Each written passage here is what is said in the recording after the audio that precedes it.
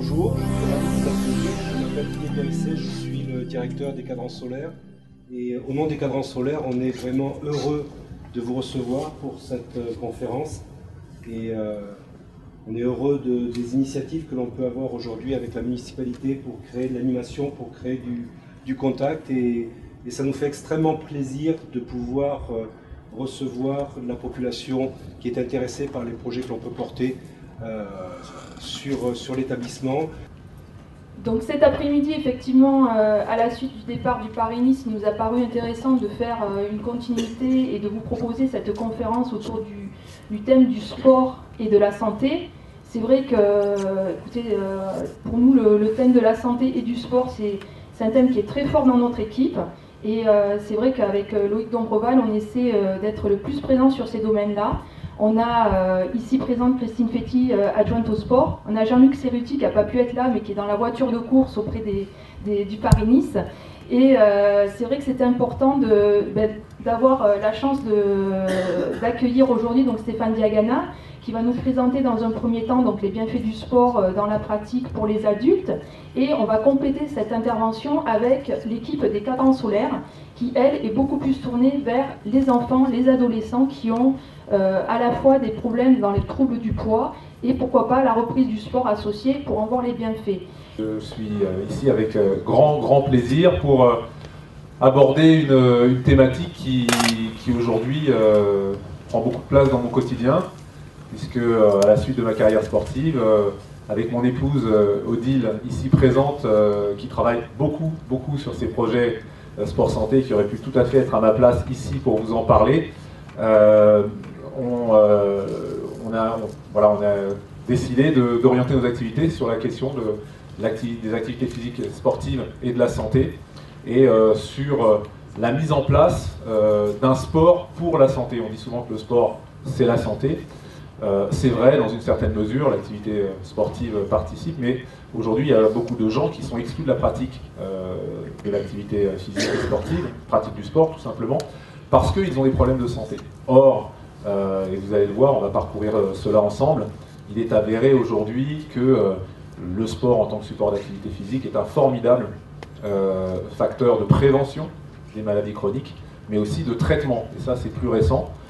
C'est aussi souvent un axe majeur de traitement de beaucoup de maladies chroniques qui sont souvent des maladies de la sédentarité de nos modes de vie. Donc nos modes de vie sont un petit peu résumés comme cela derrière, on va y revenir. Pourquoi j'ai été sensibilisé à ça, pourquoi mon épouse l'a été aussi? Parce que lorsque j'ai arrêté ma carrière, et même quand j'étais en carrière sportive, j'ai été sollicité par la Fédération française de cardiologie pour promouvoir les parcours du cœur. Et donc j'ai été sensibilisé à ces questions d'activité physique et aux enjeux que ça pouvait représenter pour la santé. J'ai été sollicité par l'Association française des diabétiques, toujours pour faire la promotion de l'activité physique. Et en rencontrant ces personnes, en rencontrant les médecins, je me suis rendu compte à quel point il y a un rapport, si vous voulez lire, qui est très accessible, et il y a une synthèse qui est faite de ce rapport, qui date de 2008, qui est un rapport de l'INSERM, qui fait ce que l'on appelle une méta-analyse, c'est-à-dire qui prend l'ensemble des études qui ont été faites sur activité physique et cancer, activité physique et diabète, activité physique et maladies cardiovasculaires, et ainsi de suite, Alzheimer aujourd'hui, et qui prend l'ensemble des études mondiales et qui en fait une synthèse. Et les conclusions sont quand même assez formelles, autant que sur le changement climatique aujourd'hui. Personne ne doute de l'impact de la sédentarité sur les maladies chroniques. Maintenant, les loisirs. Alors là, on va voir une petite image des loisirs aux États-Unis, du temps de loisirs, mais bon, ce sont des sociétés qui ressemblent aux nôtres. On est souvent en retard pour le meilleur ou pour le pire. Alors, les recommandations, pendant longtemps, ça a été 30 minutes d'activité physique modérée, 5 fois par semaine, ce qui fait 150 minutes, 2h30. Aujourd'hui, l'activité physique, et c'est tout l'enjeu aujourd'hui, c'est de qualifier l'activité physique. Parce que quand un médecin dit aujourd'hui, allez faire du sport ou allez vous bouger, allez faire de l'activité physique, c'est aussi imprécis que de dire, prenez un médicament. Or, aujourd'hui, on sait qu'il y a des effets dose-réponse en fonction de l'intensité du type de sport, donc de l'intensité de la pratique, en fonction de la durée et en fonction de la fréquence. Et tout ça reste à qualifier. Quel sport est le plus adapté, ou de quel sport on peut se servir pour lutter au mieux contre les symptômes d'un diabète de type 2. De quel sport on peut le mieux se servir pour Alzheimer? C'est peut-être pas le même sport. Mais sur les recommandations générales, là où on a étudié l'intensité modérée de pratique versus l'intensité plus faible. 30 minutes 5 fois par semaine, c'est sur de l'intensité modérée. Et on se rend compte qu'on a les mêmes effets avec 25 minutes d'activité physique 3 fois par semaine.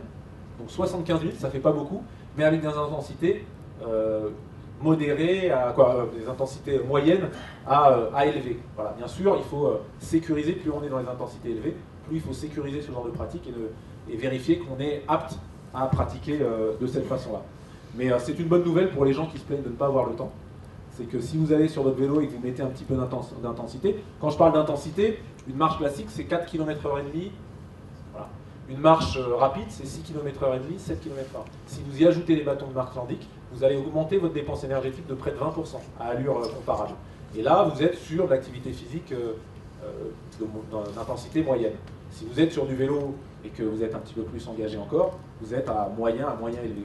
Donc on voit bien qu'on peut avoir des effets même sans consacrer beaucoup de temps à l'activité physique. Alors, la santé, c'est mental et physique.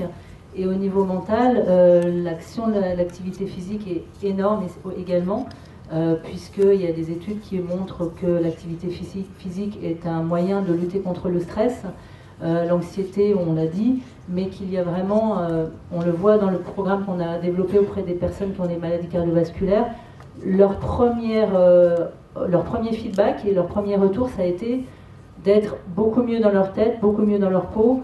Ils étaient stressés, certains prenaient des anxiolytiques, ils ont arrêté.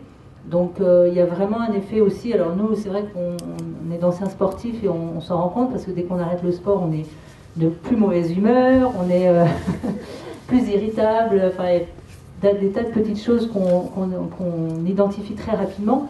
Mais c'est vrai que c'est quelque chose qu'on n'a pas forcément développé aujourd'hui, mais qui est vraiment aussi quelque chose de très satisfaisant quand on commence un programme d'activité physique. C'est vraiment l'accent sur le psychisme, sur le mental, voilà.